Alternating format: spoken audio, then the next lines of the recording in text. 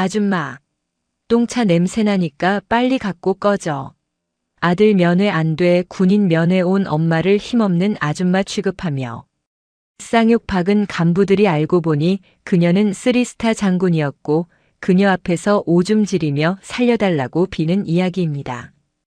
여러분들은 지금 어디에서 어떤 일을 하시면서 청취하고 계신가요? 각자 댓글로 남겨주시면 감사드리겠습니다. 영상 시청하시기 이전에 구독과 좋아요 부탁드립니다. 저희에게 큰 힘이 됩니다. 강원도 양구군 방산면의 겨울은 혹독했다. 살가 죽을 예리한 면도날로 저미는 듯한 칼바람이 백두산 부대의 철책선을 휘감고 돌았다. 영하 20도를 오르내리는 기온 속에서 21사단 66년대 3대대 급양관리관실 뒤편의 낡은 컨테이너 창고는 음습한 냉기를 뿜어내고 있었다. 상병 설강우는 자신의 입을 틀어막았다. 숨소리조차 새어나가서는 안 되었다. 낡은 군용 패딩 점퍼 안으로 식은땀이 비오듯 흘러내렸다. 그의 눈앞에는 이 부대의 추악한 민낯이 적나라하게 펼쳐져 있었다. 창고 안쪽에서는 역겨운 냄새가 진동했다. 곰팡이가 피어 시커멓게 변색된 쌀 포대가 천장에 닿을 듯 쌓여 있었고 그 옆에는 유통기한이 1년도 더 지난 라면 박스들이 아무렇게나 널브러져 있었다. 쥐들이 파먹은 구멍 사이로 썩은 쌀알들이 바닥에 흩뿌려져 있었다. 이것들은 장부상으로는 이미 장병들의 식판 위에 올라가 소모된 것으로 처리된 식자재들이었다. 이 썩은 음식들이 바로 우리 중대원들이 먹고 있는 밥이다. 설강우는 분노로 떨리는 손을 진정시키며 스마트폰을 꺼냈다. 화면 밝기를 최저로 낮춘 뒤 카메라 렌즈를 들이댔다. 찰칵 소리가 나지 않는 무음 카메라 앱을 실행했다. 앵글 안으로 들어온 것은 단순히 썩은 음식뿐만이 아니었다. 지역 식자재 납품 업체인 대성유통의 트럭이 창고 뒷문으로 소리 없이 들어와 정품 식자재 박스를 싣고 있었다. 마동석 중대장이 빼돌린 특급 한우와 신선한 야채들은 업자의 트럭에 실려 나가고 그 빈자리는 폐기 처분되어야 할 쓰레기 식재료들이 채우고 있었다. 설강우는 이 광경을 놓치지 않고 연사로 촬영했다.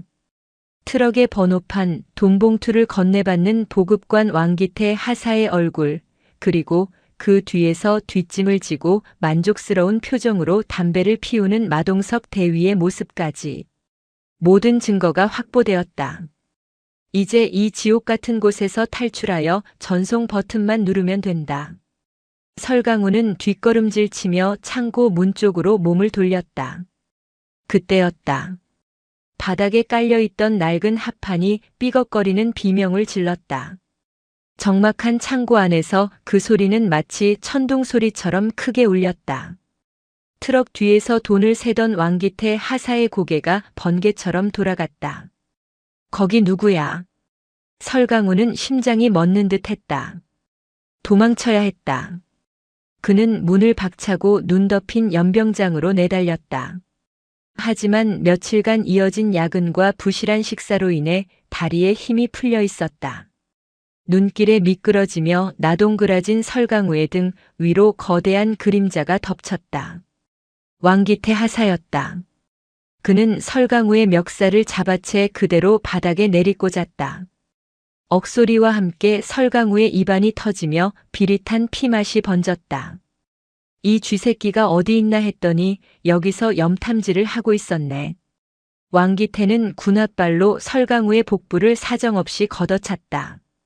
설강우는 고통에 몸을 웅크리며 품 안에 있는 스마트폰을 지키려 애썼다. 뒤따라 나온 마동석 대위가 담배를 바닥에 비벼 끄며 다가왔다. 설상병. 내가 너 그럴 줄 알았다. 서울 명문대 다닌다고 꼬박꼬박 눈치켜 뜰 때부터 알아봤지. 뭐하냐? 핸드폰 뺏어. 왕기태가 설강우의 손가락을 꺾어버릴 기세로 스마트폰을 빼앗았다. 마동석은 갤러리에 저장된 사진들을 확인하더니 입꼬리를 비틀어 올렸다. 사진 참 잘 찍네. 사진작가 해도 되겠어. 근데 어쩌냐? 이 사진들은 세상 빛을 못 볼 텐데. 마동석은 그 자리에서 스마트폰을 바닥에 놓고 전투와 뒷굽으로 지시겨버렸다. 액정이 산산조각이 나며 검은 파편이 눈 위로 튀었다. 이걸로 끝이라고 생각하지 마라. 설강우가 피 섞인 침을 뱉으며 노려보았다. 마동석은 가소롭다는 듯 설강우의 머리채를 움켜쥐었다. 끝은 내가 정하는 게 아니야. 감히 상관을 감찰해. 넌 이제부터 군수품 횡령범이다. 썩은 쌀을 몰래 훔쳐다 밖에다 팔아먹으려던 파렴치한 도둑놈 말이야. 증인은 여기 왕 하사면 충분하고. 마동석은 왕기태에게 눈짓을 보냈다. 왕기태는 설강우를 질질 끌고 영창 대기실로 향했다. 끌려가는 설강우의 눈에는 절망이 아닌 오기가 서려 있었다. 놈들은 몰랐다. 사진이 찍히는 순간 실시간으로 클라우드 서버에 백업되었다는 사실을. 그리고 그 서버의 공유 폴더 이름이 어머니라는 것을. 충청남도 계룡대 육군본부 수사단장 집무실. 냉철하고 기계적인 타자 소리만이 감돌던 공간에 날카로운 알림음이 울려 퍼졌다. 국화란 중장은 결제 서류에 서명하던 펜을 멈췄다. 개인 비화폰에 설정해둔 특수 알림이었다. 그녀는 떨리는 손으로 잠금을 해제했다. 화면 가득 쏟아지는 사진과 동영상들. 곰팡이 핀 쌀, 쥐가 파먹은 라면, 그리고 아들의 비명소리가 섞인 녹음 파일. 마지막으로 전송된 사진은 피투성이가 된 채 바닥에 쓰러진 아들의 얼굴이었다. 국화란의 눈동자가 흔들렸다. 어머니로서의 가슴이 찢어지는 고통이 밀려왔지만 대한민국 국군 최고의 수사관으로서의 이성은 그 어느 때보다 차갑게 깨어났다. 그녀는 자리에서 일어났다. 의자 뒤에 걸린 정복 상의를 바라보았다. 찬란하게 빛나는 별 3개. 하지만 지금 필요한 것은 계급장이 아니었다. 적들은 계급 뒤에 숨어 자신들의 왕국을 건설한 자들이었다. 그들의 방심을 유도하고 가장 확실한 증거를 확보하기 위해서는 호랑이가 발톱을 숨겨야 했다. 김소령. 부관이 문을 열고 들어왔다. 국화란의 표정을 본 부관은 본능적으로 사태의 심각성을 감지했다. 지금 즉시 제21사단 66연대 3대대에 대한 비공식 내사를 준비하게. 단 병력 이동은 내 신호가 있을 때까지 대기한다. 헌병 특수임무대 2개 팀을 최단 시간 내에 양구 인근으로 집결시켜. 보안 유지가 생명이다. 알겠습니다. 단장님은 어디로 가십니까? 나는 아들 면회를 가야겠어. 국화라는 관사를 들러 옷을 갈아입었다. 평소 즐겨 입던 제복 대신 흙먼지가 묻은 낡은 등산복 바지와 색이 바랜 패딩 점퍼를 걸쳤다. 화장기 없는 얼굴에 검버섯을 그렸다. 헝클어진 머리카락. 거울 속에 비친 그녀는 영락없이 시골에서 밭일을 하다 올라온 촌부의 모습이었다. 그녀는 자신의 낡은 소형차에 시동을 걸었다. 내비게이션에 양구를 찍자 도착 예정 시간이 4시간 뒤로 표시되었다. 그녀는 엑셀러레이터를 깊게 밟았다. 기다려라 강우야. 엄마가 가고 있다. 양구로 향하는 꼬불꼬불한 산길을 달리는 동안 국화라는 수십 번의 시뮬레이션을 돌렸다. 아들이 갇혀 있을 곳, 놈들이 조작할 증거, 그리고 그들을 일망타진할 타이밍. 부대 위병소 앞에 도착했을 때는 이미 해가 저 어둑어둑해진 뒤였다. 위병소 근무병이 의심스러운 눈초리로 국화란의 차를 막아세웠다. 무슨 일로 오셨습니까? 우리 아들 설강우 상병 면회 왔는데요. 연락이 통 안 돼서 걱정이 돼가지고. 국화란은 구수한 사투리를 쓰며 굽실거렸다. 근무병은 난처한 표정으로 인터폰을 들었다. 잠시 후 위병소 안쪽에서 왕기태 하사가 껄렁한 걸음걸이로 걸어 나왔다.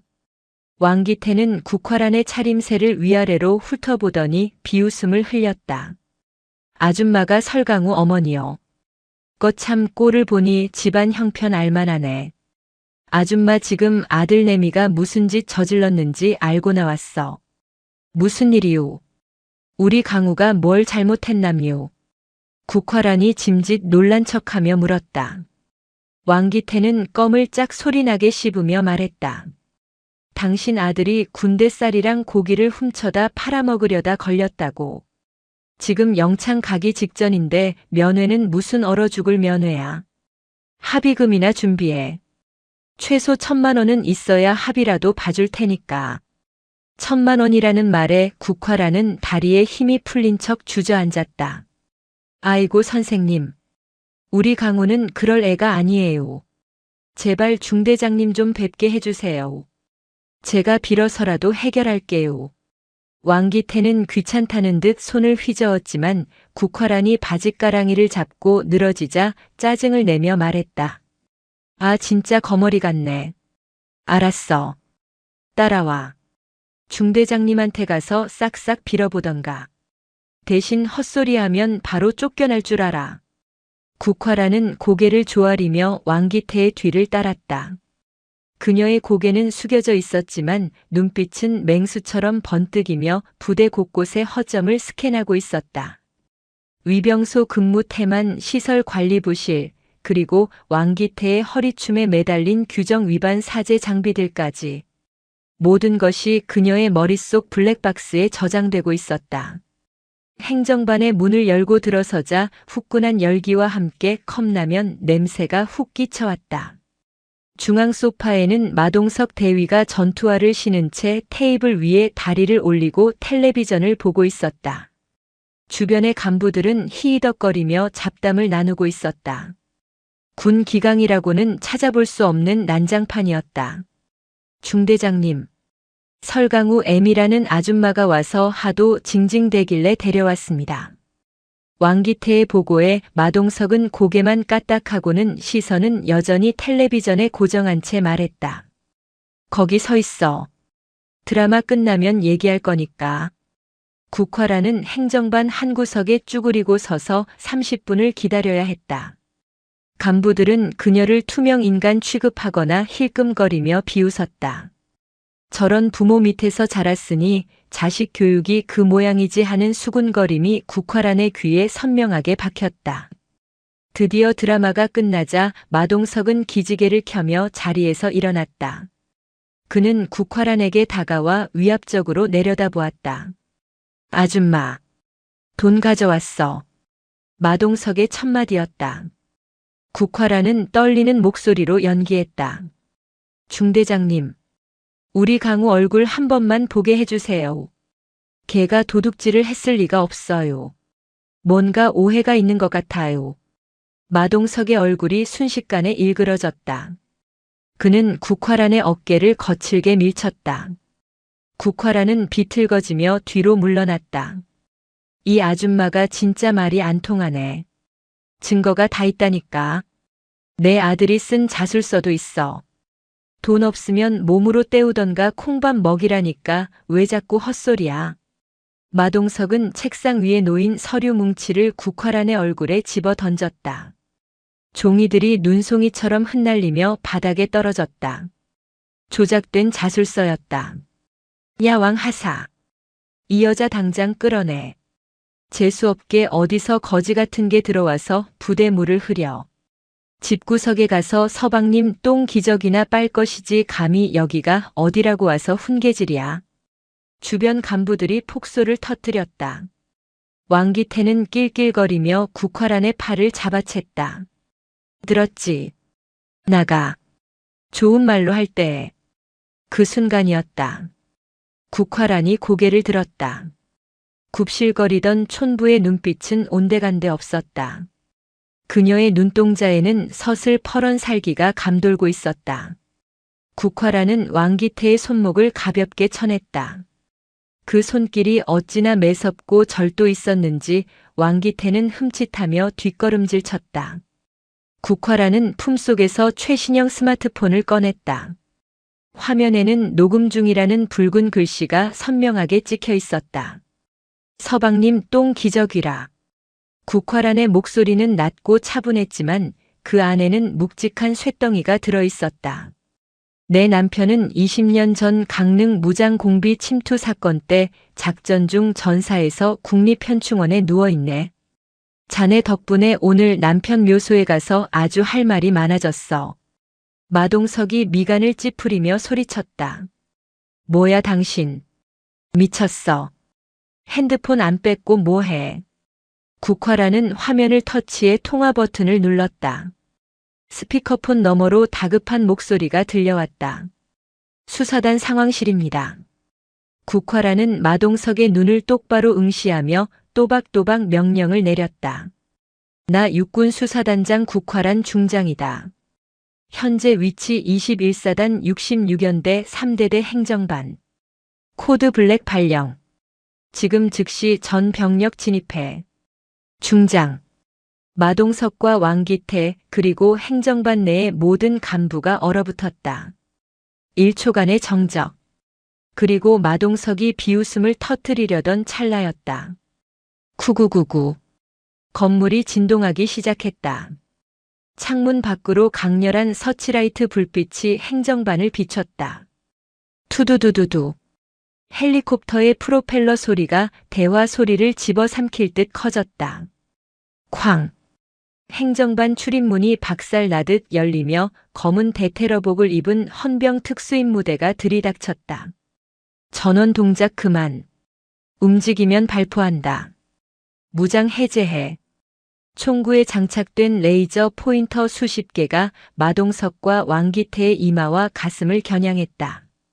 마동석은 입을 벌린 채 뒷걸음질 치다 소파에 걸려 넘어졌다. 이게 무슨... 헌병들의 호위를 받으며 사색이 된 21사단장 피대호 소장이 헐레벌떡 뛰어들어왔다. 그는 땀으로 범벅이 된 채 국화란 앞에 섰다. 국화란은 천천히 등산복 점퍼의 지퍼를 내렸다. 낡은 옷 속에 감춰져 있던 정복이 드러났다. 어깨 위에서 번쩍이는 별 3개. 그 찬란한 계급장이 행정반의 형광등 불빛을 받아 서늘하게 빛났다. 피대호 소장이 발을 구르며 우렁차게 경례를 올렸다. 충성. 사단장 소장 피대호. 육군 수사단장님께 대하여 경례. 마동석은 자신의 눈을 의심했다. 중장. 3스타. 군단장급의 고위 장성이 그것도 육군 내 모든 비리를 척결하는 저승사자로 불리는 수사단장이 자신의 눈앞에 서 있었다. 방금 전까지 자신이 거지 취급하며 욕설을 퍼붓던 그 아줌마였다. 국화라는 경례를 받는 대신 천천히 마동석에게 다가갔다. 마동석은 공포에 질려 바닥을 기며 뒷걸음질 쳤다. 바지 아래로 축축한 물기가 배어나왔다. 단장님. 자, 잘못했습니다. 저는 몰랐습니다. 국화란이 허리를 숙여 마동석의 눈을 들여다보았다. 계급장을 보면 알아보고 사복을 입으면 못 알아보는 눈인가. 그런 눈으로 지휘관을 하고 있었으니 부대가 이 모양이지. 그녀는 싸늘하게 명령했다. 이자들 전원 긴급 체포해. 그리고 설강우 상병 데려와. 내 아들 몸에 생채기 하나라도 더 발견되면 여기 있는 놈들 전원 군법회의가 아니라 지옥을 보게 될 거다.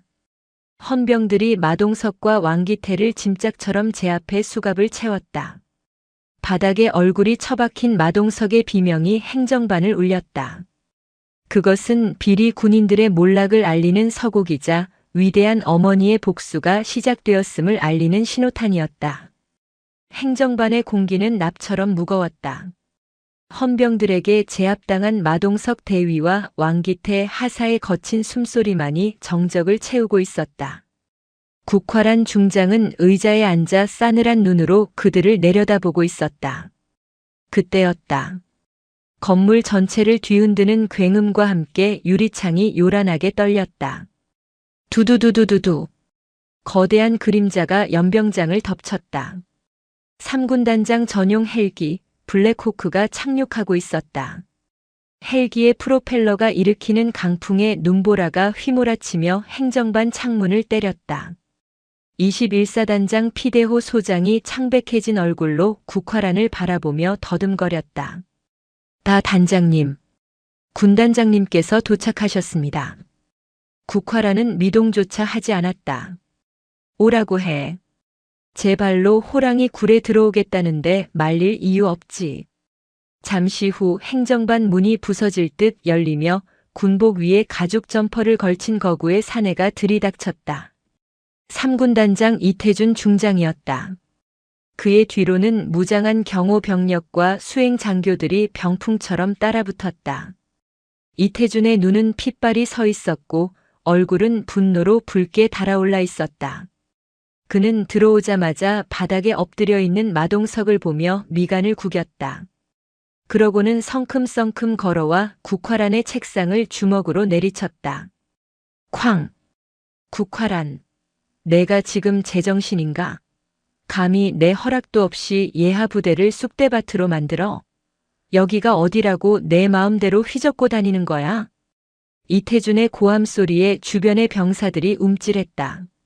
하지만 국화란은 천천히 고개를 들어 이태준을 응시했다. 그녀의 눈빛은 동요 없이 고요했다. 이태준 중장, 목소리 낮추시지. 여기는 자네 안방이 아니라 엄연한 범죄 현장이야. 범죄? 누가 범죄자란 말이야. 내 아들이, 아니 내 부하가 무슨 죄를 지었다고 헌병까지 동원해서 이 난리굿을 피우냐고. 이태준은 흥분을 감추지 못하고 마동석이 자신의 아들임을 은연중에 내비쳤다.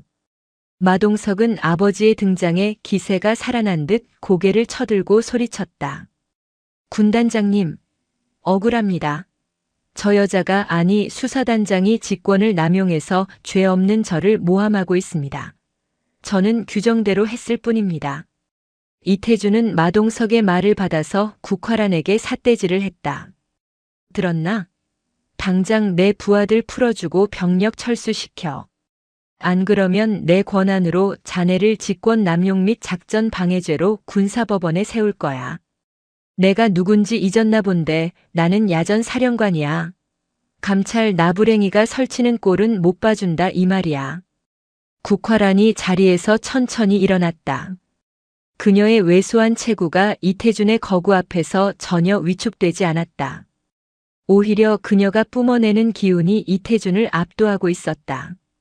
야전 사령관, 군인의 본분을 잊고 자식 놈 뒷바라지나 하는 게 사령관인가? 국화란은 품에서 아들 설강우가 목숨 걸고 지켜낸 USB 메모리를 꺼내 들어보였다. 이 안에 뭐가 들어있는지 궁금하지 않나? 자네 아들 마동석이 빼돌린 부식비가 어느 계좌로 흘러들어갔는지, 병사들 식판에 올라가야 할 고기가 누구 집 냉장고로 들어갔는지 아주 상세하게 기록되어 있더군. 이태준의 눈동자가 흔들렸다. 국화란은 쐐기를 박듯 말을 이었다. 그리고 더 재미있는 건 말이야, 마동석이 횡령한 돈의 절반이 용돈이라는 명목으로 자네 차명 계좌로 입금된 내역이야. 이태준, 자네는 군단장이 아니라 조폭 두목이었어. 그건 조작이야. 모함이라고. 이태준이 고함을 지르며 USB를 뺏으려 달려들었다. 하지만 국화란의 곁을 지키던 헌병대장이 그를 가로막았다. 국화란은 차갑게 웃으며 손짓했다. 이태준 중장, 당신을 횡령교사, 뇌물수수, 그리고 군용물 절도 혐의로 현행범 체포한다. 당신 아들과 나란히 손잡고 조사실로 가면 되겠군. 부자가 쌍으로 감방에 가는 것도 참 보기 드문 효도야. 이거나, 내가 누군지 알아? 나 3군단장이야. 어디서 감히 내 몸에 손을 대? 이태준이 발악했지만 이미 대세는 기울었다. 국화란이 가져온 증거는 너무나도 명백했다. 헌병들이 이태준의 양팔을 결박했다. 천하를 호령하던 군단장이 자신의 아들이 저지른 비리의 늪에 빠져 허우적대며 끌려나가는 모습은 추하기 그지없었다. 국화란은 끌려가는 이태준의 등 뒤에 대고 나직하게 을조렸다. 별은 하늘에 있을 때 빛나는 법이지. 똥밭에 구르면 그건 그냥 돌멩이일 뿐이야. 이태준과 마동석의 체포 소식은 삽시간에 전군을 강타했다. 하지만 악의 뿌리는 생각보다 깊고 넓게 뻗어 있었다. 서울 여의도 국회의사당, 국방위원장실. 황진태 의원은 위스키 잔을 신경질적으로 벽에 집어 던졌다. 유리 조각이 사방으로 튀었다. 이태준 이 멍청한 놈. 꼬리를 잡혀도 하필이면 국화란한테 잡혀? 일 처리를 어떻게 했길래 이 사단이 나게 만들어. 황진태는 이태준 군단장을 통해 방산 업체들로부터 막대한 리베이트를 챙기고 있었다. 이태준이 무너지면 그 불똥이 자신에게 튀는 것은 시간 문제였다. 그는 비서관을 호출했다. 지금 당장 언론사 국장들에게 연락해.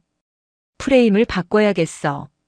고위 장성 아들의 비리가 아니라 아들 사랑이 지나친 어머니의 갑질로 몰고 가. 다음 날 아침 대한민국 조간신문과 뉴스 채널은 충격적인 헤드라인으로 도배되었다. 단독 육군수사단장, 아들 구하기 위해 일선 부대 초토화. 특종 내 아들 건드리면 죽는다. 국화란 중장, 직권 남용 논란 인터뷰 21사단 관계자, 그녀는 장군이 아니라 이성을 잃은 엄마였다. 진실은 교묘하게 비틀려 있었다.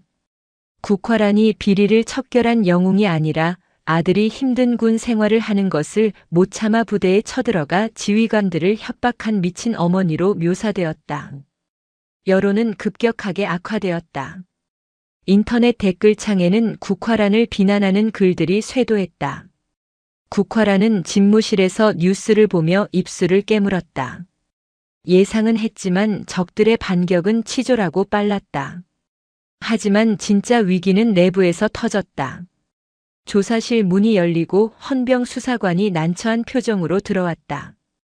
단장님, 큰일 났습니다. 중요 참고인으로 소환한 조형민 일병이 진술을 번복했습니다. 조형민 일병. 설강우와 함께 근무하며 비리를 목격했던 병사였다. 그는 당초 마동석의 비리를 증언해줄 핵심 증인이었다. 국화란은 즉시 취조실로 향했다. 매직 미러 너머로 보이는 조형민은 고개를 푹 숙인 채 덜덜 떨고 있었다. 국화란이 취조실로 들어가자 조형민은 흠칫 놀라며 몸을 움츠렸다. 조일병. 두려워할 것 없다. 사실대로만 말하면 내가 너를 지켜주마. 국화란이 부드럽게 달랬지만 조형민은 눈물을 흘리며 고개를 저었다. 죄송합니다, 단장님. 사실은 그게 아닙니다. 뭐가 아니라는 거지? 마동석 대위님이 시킨 게 아닙니다. 설강우 상병이. 강우가 주동자였습니다. 강우가 저희를 협박해서 쌀을 빼돌리라고 시켰고 마 대위님은 그걸 막으려다가 누명을 쓰신 겁니다. 국화란의 눈이 크게 떠졌다. 믿었던 내부 고발자의 입에서 나온 말은 아들을 악마로 만드는 거짓말이었다. 지금 뭐라고 했나? 강우가 주동자라고. 내가 그 말을 믿으라고 하는 건가? 사실입니다. 강우가 다 시킨 겁니다. 저는 시키는 대로 했을 뿐입니다. 조형민은 발작하듯 소리치며 자신의 머리를 쥐어뜯었다. 거짓말을 하는 사람 특유의 불안정한 시선 처리. 국화란은 직감했다. 누군가 조형민을 협박했다. 그 시각 설강우가 갇혀있는 조사실 TV에서도 조형민의 거짓 인터뷰가 흘러나오고 있었다. 설강우는 화면 속 동기의 배신에 망연자실한 표정을 지었다. 형민아, 내가 왜? 가장 믿었던 전우의 배신, 그리고 어머니를 향한 세상의 비난. 국화란과 설강우 모자는 벼랑 끝으로 몰렸다. 황진태 의원은 회심의 미소를 지으며 다음 수를 두었다. 그는 국화란에 대한 해임 건의안을 국회에 제출하고 즉각적인 직무 정지를 국방부에 요청했다.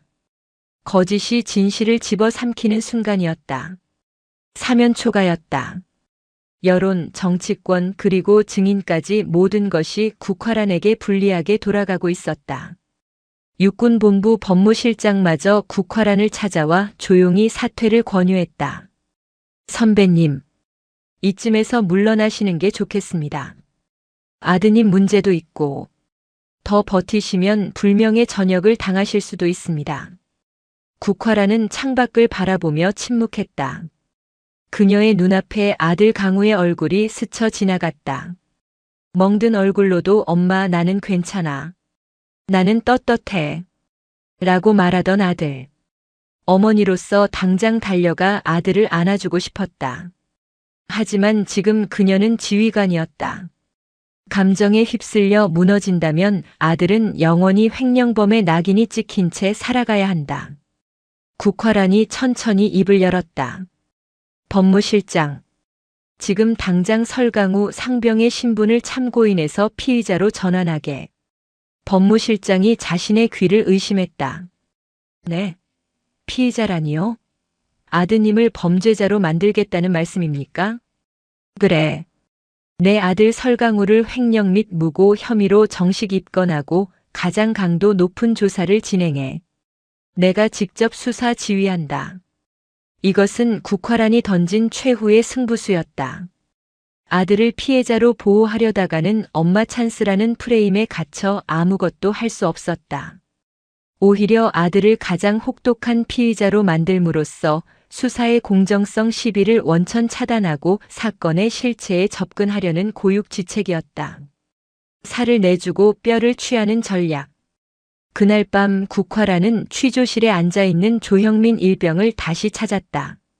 이번에는 부드러운 어머니가 아닌 냉혹한 수사관의 모습이었다. 조형민. 내 아들 설강우가 피의자로 입건되었다. 내 증언 덕분이지.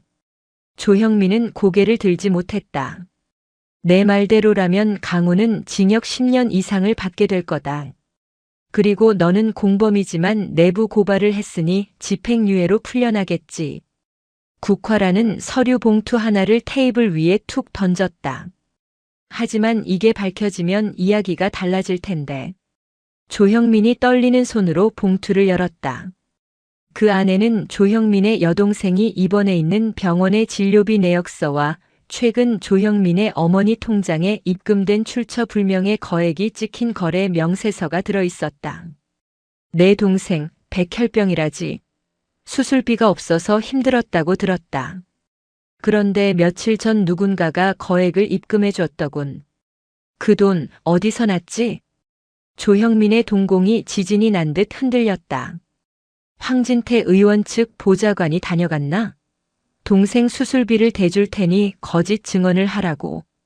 아, 아닙니다. 그런 거 모릅니다. 국화란이 책상을 쾅 내리쳤다. 이 멍청한 놈. 그들이 약속을 지킬 것 같나? 강우가 구속되고 나면 너는 토사구팽이야. 뇌물수수 혐의까지 뒤집어 씌워서 너랑 내 가족까지 파멸시킬 놈들이라고. 그걸 모르겠어? 국화란의 일갈에 조형민은 무너져 내렸다. 그는 책상에 얼굴을 묻고 오열하기 시작했다. 죄송합니다. 정말 죄송합니다. 동생이 죽어가는데 방법이 없었습니다. 방법은 있어. 지금이라도 진실을 말해. 내가 받은 돈이 대가성 뇌물이라는 걸 증언하면 너는 정상 참작이 될 수 있다. 하지만 끝까지 거짓말을 한다면 나는 내 모든 권한을 동원해서 널 위증죄와 뇌물죄로 끝까지 추적할 거다. 선택해. 조형민은 울먹이며 고개를 끄덕였다. 말하겠습니다. 전부 다 말하겠습니다. 황진태 의원 보좌관이 시켰습니다. 시키는 대로 안 하면 동생 병원에서 쫓아내 버리겠다고 협박했습니다. 드디어 꼬리가 잡혔다. 조형민의 자백은 단순한 군 내부 비리가 아닌 정치권까지 연계된 거대 게이트의 문을 여는 열쇠였다. 국화라는 녹취가 담긴 레코더를 집어들며 차갑게 식은 눈빛으로 허공을 응시했다. 황진태, 이제 내 차례다. 내 아들을 건드린 대가가 얼마나 혹독한지 뼈저리게 느끼게 해주마. 밖에는 폭우가 쏟아지고 있었다. 그 비는 세상의 모든 더러움을 씻어내리라는 듯 거세게 몰아쳤다. 국화라는 빗속을 뚫고 적들의 심장부로 향할 준비를 마쳤다. 전쟁은 이제부터가 진짜였다. 폭우가 쏟아지는 서울의 밤거리는 네온 사인이 무릉덩이에 비쳐 어지럽게 일렁였다. 국화란 중장은 육군수사단 본부 상황실이 아닌 서울 도봉구의 한 허름한 모텔방에 차려진 임시 지휘소에 앉아 있었다. 그녀의 앞에는 노트북 화면 3개가 켜져 있었고 화면 속에는 국회 국방위원장 황진태의 비밀 사무실이 실시간으로 감시되고 있었다. 조형민 일병의 자백은 결정적이었지만 그것만으로는 부족했다. 황진태는 대한민국 정치판에서 산전수전 다 겪은 능구렁이었다. 단순히 진술 하나만으로는 그를 법정에 세울 수 없었다. 그가 빠져나갈 구멍을 완벽하게 차단할 물증, 즉 돈의 흐름을 잡아야 했다. 단장님, 목표물이 움직입니다. 무전을 타고 김소령의 다급한 목소리가 들려왔다. 화면 속에서 황진태의 수석 보좌관이 검은색 서류 가방을 들고 사무실 뒷문으로 빠져나오는 모습이 포착되었다. 황진태는 국화란의 회의만이 통과될 것을 확신하면서도 만약의 사태를 대비해 해외 비밀 계좌 접속 코드와 리베이트 장부가 담긴 저장 장치를 안전한 곳으로 옮기려 하고 있었다. 국화란은 무전기를 들었다. 그녀의 목소리는 빗소리보다 차갑고 낮게 깔렸다. 낚시 바늘에 고기가 걸렸다. 놓치면 우리가 죽는다. 전원 작전 개시. 보좌관의 차량이 강변북로를 타고 질주하기 시작했다. 그 뒤를 일반 승용차로 위장한 수사단의 차량 3대가 일정한 간격을 두고 따라붙었다. 빗길을 가르는 타이어의 마찰음이 날카롭게 울렸다. 보좌관은 백미러를 보며 이상한 낌새를 눈치챘는지 속도를 높였다. 눈치챘습니다. 도주를 시도합니다. 강제 정차시켜. 사고가 나도 좋다. 가방만 확보해. 국화란의 명령이 떨어지자마자 선두에 있던 수사단 차량이 보좌관의 차 앞을 가로막고 급제동을 걸었다. 끼익! 쾅! 굉음과 함께 보좌관의 차가 가드레일을 들이받고 멈춰섰다. 에어백이 터지고 연기가 피어오르는 차 안에서 보좌관이 비틀거리며 기어나왔다. 그는 피가 흐르는 이마를 닦을 생각도 하지 않고 서류 가방을 움켜쥐고 달리기 시작했다. 하지만 그가 3걸음을 떼기도 전에 어둠 속에서 튀어나온 김소령이 그를 덮쳤다. 진흙탕 속에서 격렬한 몸싸움이 벌어졌다. 보좌관은 필사적으로 가방을 강물 쪽으로 던지려 했지만 김소령이 그의 팔을 꺾어 제압했다. 이거나. 너희들 뭐야? 내가 누군지 알아? 보좌관의 비명에 김소령은 수갑을 채우며 짧게 대답했다. 알지. 나라 팔아먹은 매국노에게. 현장에서 회수한 가방은 즉시 모텔 임시 지휘소로 이송되었다. 국화란은 젖은 가방을 열었다. 그 안에는 암호화된 외장 하드와 스위스 은행의 보안 카드, 그리고 이태준 군단장을 비롯한 군 수뇌부와 방산업체 간의 뇌물수수 내역이 적힌 수첩이 들어있었다. IT 분석팀장이 떨리는 손으로 외장 하드의 암호를 해독하기 시작했다. 10분, 20분. 피 말리는 시간이 흘렀다. 마침내 화면에 녹색 불이 들어오며 파일 목록이 떴다. 풀렸습니다. 황진태 명의의 페이퍼 컴퍼니 계좌 내역입니다. 입금 총액이 세상에 500억이 넘습니다. 국화라는 화면을 응시했다. 그 500억 원은 장병들의 방탄복을 뚫리게 만들고 식판에 썩은 밥을 올리게 하고 아들 강우 같은 힘없는 병사들을 피눈물 흘리게 만든 대가였다. 그녀는 천천히 눈을 감았다 떴다. 이제 모든 탄환이 장전되었다. 내일 아침 국회 청문회. 그곳이 황진태의 무덤이 될 것이다. 다음 날 오전 10시. 여의도 국회의사당 제3회의장. 국화란 중장 해임 및 직권 남용 진상 규명 청문회가 열리는 회의장은 수백 명의 취재진과 카메라 플래시로 인산인해를 이루었다. 국민들의 관심이 집중된 탓에 공중파 방송사들이 생중계를 준비하고 있었다. 회의장 중앙 증인석에 앉은 국화라는 정복을 갖춰 입고 있었다. 가슴에 달린 수많은 훈장과 약장이 조명빛을 받아 번쩍였다. 그녀의 표정은 돌처럼 굳어 있었다. 반대편 위원장석에는 황진태가 거만한 표정으로 앉아 있었다. 그는 이미 승리감에 도취되어 있었다. 여론은 국화란에게 등을 돌렸고 그녀를 끌어내릴 명분은 차고 넘쳤다. 황진태가 마이크를 잡았다. 증인 국화란. 증인은 육군수사단장이라는 막중한 지위를 이용하여 사적인 복수를 위해 일선 부대를 무단 점거하고 무고한 지휘관들을 불법 체포한 사실을 인정합니까? 황진태의 목소리가 회의장을 울렸다. 카메라들이 일제히 국화란을 향했다. 국화란은 침착하게 입을 열었다. 인정하지 않습니다. 저는 군 내부에 기생하는 범죄 조직을 소탕하기 위해 정당한 지휘권을 행사했습니다. 황진태가 코웃음을 쳤다. 범죄 조직? 아들 사랑이 지나치시군요. 식자재 관리 소홀 정도를 가지고 군단장까지 엮어 넣다니 이게 바로 권력 남용 아닙니까? 국민들은 당신을 갑질 장군이라고 부르고 있습니다. 부끄럽지도 않습니까? 여당 의원들이 웅성거리며 황진태를 거들었다. 국화란을 비난하는 야유가 터져나왔다. 황진태는 기세를 몰아 더욱 강하게 압박했다. 당신 같은 사람이 군에 남아있다는 것 자체가 국가의 수치입니다. 당장 옷 벗고 국민 앞에 사죄하세요. 황진태의 호통에 국화란은 잠시 침묵했다. 그리고 고개를 들어 황진태를 똑바로 쳐다보았다. 그녀의 눈빛이 변했다. 사냥감을 앞에 둔 맹수의 눈이었다. 위원장님, 하나만 여쭙겠습니다. 위원장님은 국가 안보와 장병들의 생명을 돈보다 귀하게 여기십니까? 뭐요? 당연한 소리를 왜 묻습니까? 그렇다면 묻겠습니다. 작년 12월 5일 스위스 취리히 은행 계좌로 입금된 300만 달러는 무엇입니까? 순간 회의장의 정적이 흘렀다. 황진태의 얼굴이 굳어졌다. 무슨 헛소리를 하는 겁니까? 신성한 청문회장에서 국화라는 품에서 리모컨을 꺼내 회의장 대형 스크린을 향해 버튼을 눌렀다.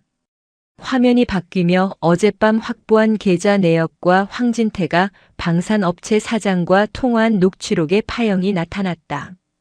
이번에 불량 부품 섞어도 모를 겁니다. 군단장 입만 막으면 됩니다. 의원님 몫은 스위스로 보냈습니다. 그래. 수고했어. 국화란 그 여자가 냄새 못 맡게 조심하고.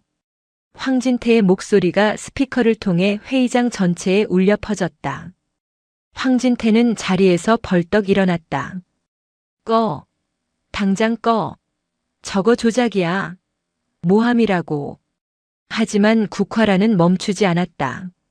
화면은 다시 바뀌어 병원 침실에 누워있는 조형민 일병의 여동생과 그녀의 병원비를 대납한 황진태 보좌관의 명의가 적힌 영수증이 띄워졌다. 당신은 자신의 비리를 덮기 위해 힘없는 병사의 아픈 여동생을 볼모로 삼아 위증을 교사했습니다. 이것이 당신이 말하는 국가의 수치 아닙니까? 기자들의 플래시가 기관총처럼 터지기 시작했다. 황진태는 얼굴이 하얗게 질려 뒷걸음질 쳤다. 이럴 수가 없어. 감히 내가 나를 사찰해? 이건 불법이야. 국화라는 자리에서 일어나 단상 앞으로 걸어 나갔다. 그녀의 목소리는 마이크 없이도 회의장을 압도했다. 불법? 군사기밀보호법 위반, 특정범죄 가중처벌법상 뇌물수수 그리고 위증교사. 이것이 당신의 죄목입니다. 국화란이 손짓하자 회의장 문이 열리고 헌병 수사관들이 들이닥쳤다. 그들의 손에는 체포영장이 들려 있었다. 황진태 씨, 당신을 현행범으로 체포합니다. 변호사를 선임할 권리가 있으며. 이거 놓으라고. 내가 누군지 알아? 나 국방위원장이야. 황진태는 발악하며 책상을 엎고 난동을 부렸지만 헌병들은 가차없이 그의 팔을 꺾어 수갑을 채웠다. 철컥. 차가운 금소금이 생중계를 통해 전 국민에게 전달되었다. 거만하던 권력자의 손목에 정의의 족쇄가 채워지는 순간이었다. 국화라는 끌려가는 황진태를 보며 나직이 말했다. 계급장이 직함이 너를 지켜줄 거라 착각했나. 군복 입은 군인을 건드린 대가는 내 생각보다 훨씬 비쌀 거다. 황진태의 구속은 거대한 댐이 무너지는 것과 같았다. 그가 쥐고 있던 권력의 끈이 끊어지자 그 아래 매달려 있던 부패의 고리들이 연쇄적으로 폭발했다. 국방부 검찰단과 육군수사단의 합동수사본부가 꾸려졌다. 황진태의 장부에서 나온 이름들은 그야말로 화려했다. 군단장, 사단장, 방산업체 대표, 심지어 국방부 고위 관료들까지.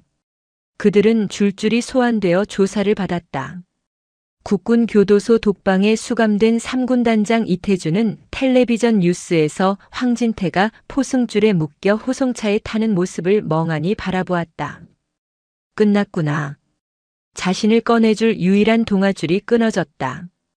그는 바닥에 주저앉아 머리를 감싸 쥐었다. 옆방에 수감된 아들 마동석 대위는 밤새도록 벽을 치며 울부짖었다. 아버지의 권력만 믿고 병사들을 짐승 취급하던 오만한 중대장은 온데간데 없고 겁에 질린 패잔병만이 남아있었다. 수사단 조사실. 국화라는 맞은편에 앉은 아들 설강우를 바라보았다. 피의자 신분으로 전환되어 강도 높은 조사를 받았던 강우의 얼굴은 수척했지만 눈빛만은 맑았다. 국화란이 수사 종결 서류에 도장을 찍었다. 설강우. 너에 대한 모든 혐의는 벗겨졌다. 조형민 일병의 위증이 입증되었고 내가 제출한 증거들이 정당방위 및 공익 제보로 인정되었다. 강우는 묵묵히 어머니를 바라보았다. 국화라는 자리에서 일어나 아들에게 다가갔다. 수사관이 아닌 어머니로서 미안하다. 엄마가 널 죄인 취급해서 널 지키려면 그 방법밖에 없었어. 강우가 자리에서 일어나 어머니를 안았다. 20년 동안 군인으로서 단단하게만 살아왔던 국화란의 어깨가 아들의 품 안에서 작게 떨렸다. 아니에요, 엄마. 엄마는 최고의 지휘관이었어요. 저 엄마 아들인 게 정말 자랑스러워요.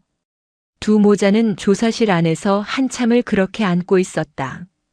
밖에서는 비가 그치고 맑은 햇살이 창살 사이로 비쳐 들어왔다. 일주일 뒤 21사단 연병장. 새로운 사단장이 취임하고 부대는 빠르게 정상화되고 있었다.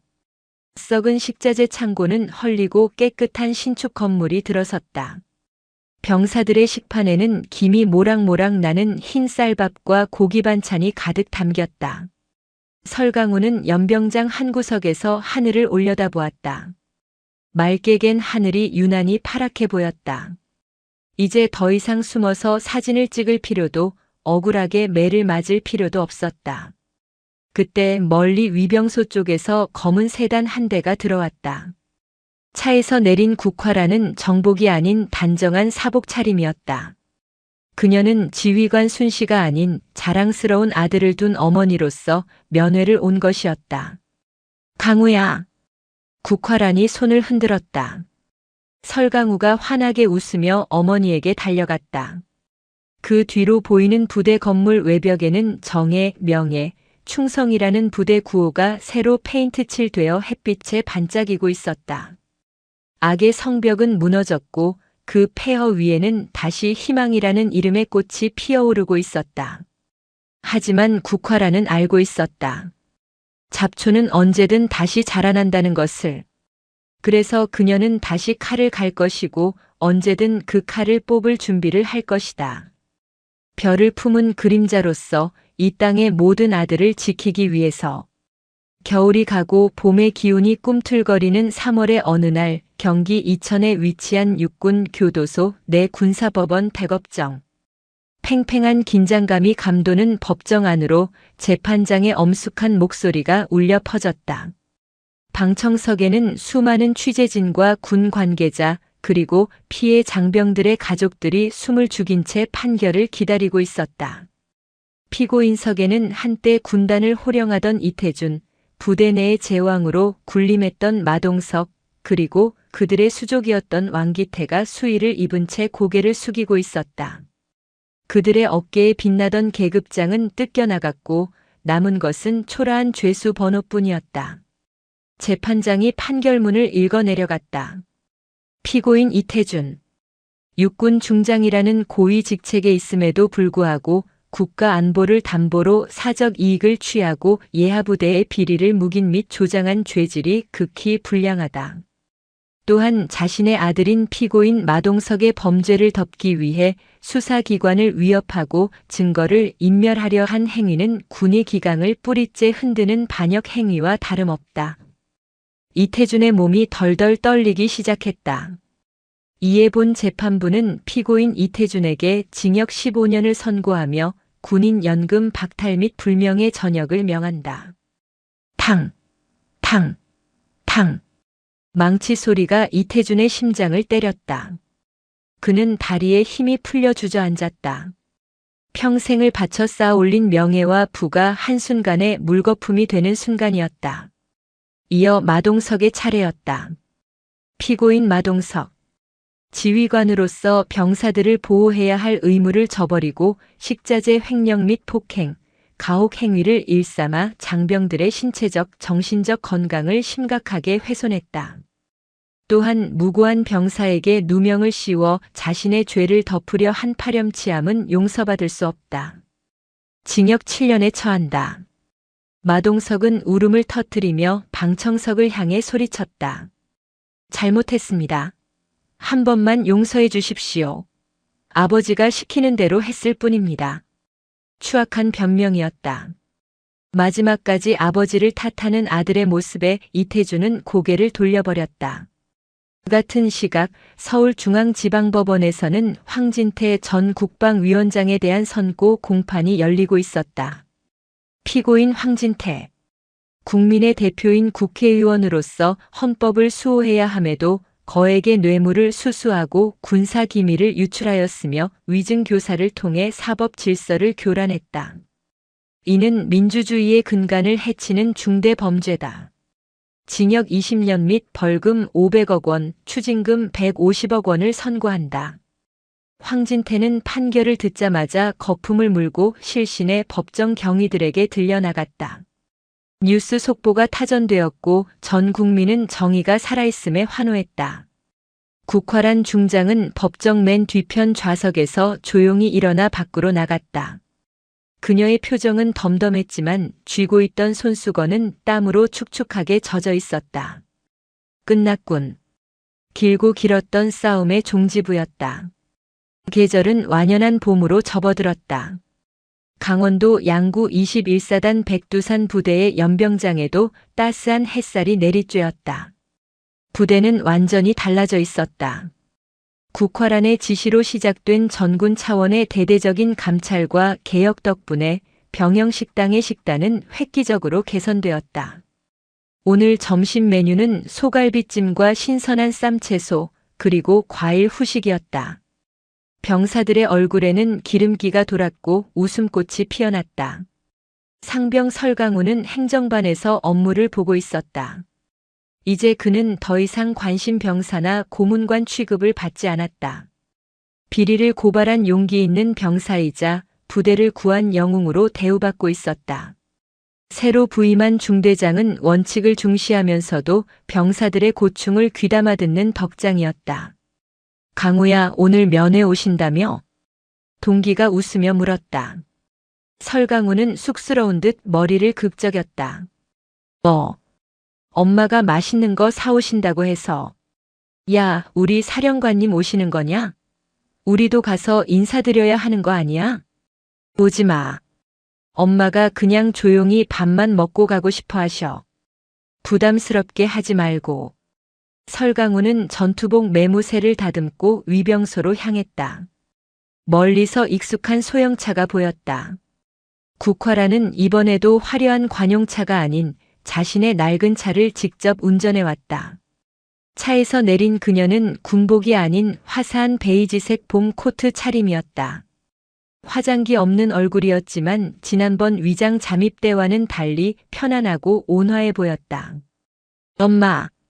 설강우가 달려가 경례를 붙였다. 충성. 상병 설강우 어머니께 대하여 경례. 국화라는 활짝 웃으며 아들의 손을 맞잡았다. 그녀의 손은 거칠었지만 따뜻했다. 우리 아들 얼굴이 아주 좋아졌네. 이제야 군인 같구나. 다 엄마 덕분이죠. 부대밥이 너무 맛있어서 살찔 것 같아요. 모자는 부대 근처의 작은 펜션으로 향했다. 국화란이 직접 준비해온 도시락을 펼쳤다. 김밥, 잡채, 그리고 강우가 가장 좋아하는 오징어 볶음. 소박하지만 사랑이 가득 담긴 밥상이었다. 많이 먹어. 그동안 고생 많았지? 엄마가 미안해. 더 일찍 알아차리지 못해서. 국화란이 아들의 밥 위에 반찬을 올려주며 말했다. 강우는 입안 가득 밥을 넣고 오물거리며 고개를 저었다. 아니에요. 저 이번 일 겪으면서 많이 배웠어요. 정의가 승리한다는 거, 그리고 우리 엄마가 세상에서 제일 멋진 군인이라는 거요. 강우의 말에 국화란의 눈시울이 붉어졌다. 그녀는 창밖으로 보이는 양구의 산세를 바라보았다. 험준한 산맥들이 마치 병풍처럼 부대를 감싸고 있었다. 저 산들을 넘으며 흘렸을 수많은 군인들의 피와 땀. 그녀는 그것을 지켜야 할 의무가 있었다. 주말 외박을 허락받은 강우와 함께 국화라는 대전 국립현충원으로 향했다. 해가 뉘엿뉘엿 지고 있는 현충원은 고요하고 엄숙했다. 수많은 비석들이 오와 열을 맞춰 끝없이 펼쳐져 있었다. 그들은 묘역 한가운데에 있는 비석 앞에 멈춰 섰다. 비석에는 육군 소령 설진수라는 이름이 선명하게 새겨져 있었다. 국화란의 남편이자 설강우의 아버지였다. 강우는 비석 주변에 잡초를 뽑고 국화란은 미리 준비해 온 흰 국화 꽃다발을 놓았다. 그리고 주머니에서 소주 한 병을 꺼내 비석 위에 뿌렸다. 여보, 나왔어요. 우리 강우도 왔고. 국화란이 비석을 쓰다듬으며 나직하게 말했다. 당신 저 위에서 다 보고 있었죠? 우리 아들이 얼마나 용감했는지. 당신 닮아서 깡다구 하나는 끝내주더라고요. 강우가 비석 앞에 무릎을 꿇고 앉았다. 아버지, 저 이제 상병입니다. 아버지처럼 훌륭한 군인이 되고 싶었는데 이번에 조금은 아버지 이름에 부끄럽지 않게 행동한 것 같습니다. 바람이 불어와 국화란의 머리카락을 흩날렸다. 마치 남편이 아내의 머리를 쓰다듬어 주는 듯 했다. 국화란은 눈을 감고 지난 20년의 세월을 회상했다. 남편을 잃고 홀로 아들을 키우며 군대라는 거친 조직에서 살아남기 위해 이를 악물었던 시간대. 때로는 독한 마녀라는 소리를 듣고 때로는 피도 눈물도 없는 여자라고 손가락질 받았지만 그녀는 버텼다. 정의를 지키기 위해, 그리고 남편과 아들에게 부끄럽지 않기 위해. 여보, 나 이제 조금 쉬어도 될까 싶었는데 아직 할 일이 남은 것 같아. 잡초는 뽑아도 또 자라나니까. 강우가 전역하고 이 나라의 모든 아들이 안전하게 군 생활을 마칠 때까지 내가 더 눈 부릅뜨고 지킬게. 국화란은 다시 일어섰다. 그녀의 눈빛은 비석에 새겨진 별처럼 빛나고 있었다. 강우가 일어나 어머니의 어깨를 감쌌다. 엄마, 이제 제가 지켜드릴게요. 저도 많이 컸잖아요. 그래. 우리 아들 든든하네. 두 사람은 서로를 마주보며 웃었다. 지는 해가 그들의 그림자를 길게 늘어뜨렸다. 두 개의 그림자가 하나로 겹쳐지며 마치 거대한 산처럼 보였다. 다시 일상으로 돌아온 육군수사단장 집무실. 국화란 중장은 창밖을 내려다보고 있었다. 계룡대의 연병장에서는 신병들이 힘차게 구보를 하고 있었다. 하나, 둘, 셋, 넷. 우렁찬 함성이 유리창을 넘어 들려왔다. 똑똑. 노크 소리와 함께 김소령이 들어왔다. 단장님, 새로운 제보가 들어왔습니다. 영사단 공병대대에서 자재 납품 관련 의혹입니다. 국화라는 의자를 돌려 앉았다. 그녀의 책상 위에는 아들과 남편의 사진이 담긴 액자가 놓여 있었다. 그녀는 안경을 고쳤으며 서류를 집어들었다. 그래. 쉬어갈 틈을 안 주는군. 그녀의 입가에 옅은 미소가 번졌다. 하지만 눈빛만은 다시금 날카로운 사냥꾼의 것으로 돌아와 있었다. 준비해. 이번에도 뿌리까지 뽑는다. 알겠습니다. 차량 대기시키겠습니다. 김소령이 나가고 국화라는 만년필을 들어 서류에 서명했다. 펜 끝에서 검은 잉크가 번져나가며 정의의 기록을 새겼다. 세상에는 빛나는 별들이 있다. 어깨 위에서 번쩍이는 장군의 별, 그리고 밤하늘을 수놓는 무수한 병사들이라는 별. 하지만 그 별들이 타락하지 않고 영원히 빛날 수 있는 것은 보이지 않는 곳에서 묵묵히 어둠을 걷어내는 그림자가 있기 때문이다. 국화란. 그녀는 별을 품은 그림자였다. 그리고 그 그림자가 존재하는 한 대한민국 군대의 새벽은 언제나 맑을 것이다.